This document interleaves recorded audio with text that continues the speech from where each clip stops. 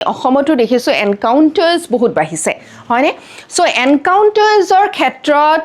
UP গভৰ্ণমেণ্টৰ operation লংৰা বুলি এটা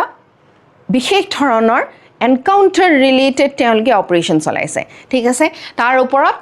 আমাৰ কি পলিচি কি ৰুল অফ লয় আমাৰ কি কয় সংবিধানে আমাৰ কি কয় তাৰ ওপৰত আমি আলোচনা কৰিম ওকে অপাৰেশ্যন লংৰা মানে হৈছে যে যেতিয়া এজন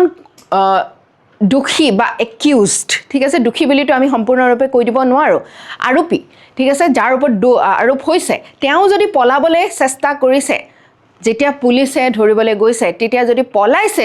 তেওঁ ভৰিত গুলি মাৰি দিয়া যাব ঠিক আছে এইটো অপাৰেশ্যন লংৰা এজন মানুহক লেঙেৰা কৰি দিব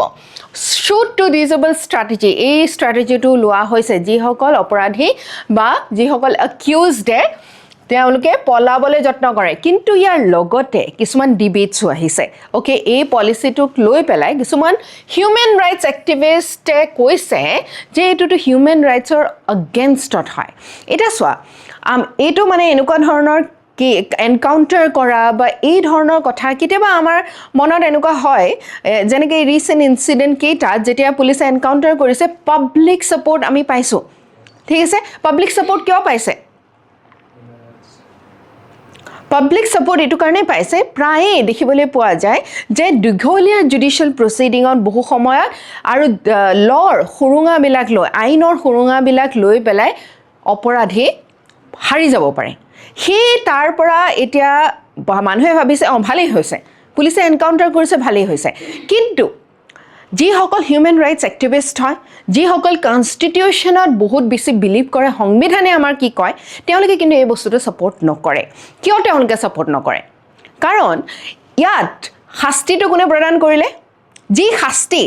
আমাৰ সামাজিক ন্যায় বুলি যেতিয়া কওঁ ঠিক আছে যেতিয়া আমাৰ সমাজৰ ফালৰ পৰা ন্যায় বিচাৰে বা ন্যায় সন্মত হৈছে বুলি ভাবে তেতিয়া মানুহৰ মাজত সেই ট্ৰাষ্টটো সেই ন্যায় ব্যৱস্থাটোৰ ওপৰত থাকে তাৰ মানে মানুহৰ কোনোবা এখিনিত এনেকুৱা হৈছে নেকি লাগিছে নেকি যে যিটো আমাৰ জুডিচিয়াৰী আছে ন্যায়ালয় বা আমাৰ ন্যায় ব্যৱস্থাটো আছে ন্যায়ালয় হয়তো আমাক যি শাস্তি প্ৰদান কৰিব লাগে দোষীক সেই শাস্তিটো উচিত সময়ত উচিত ব্যৱস্থাত প্ৰদান কৰিব পৰা নাই পুলিচে সেইকাৰণে কৰি দিয়াৰ কাৰণে মানুহে ভালে পাইছে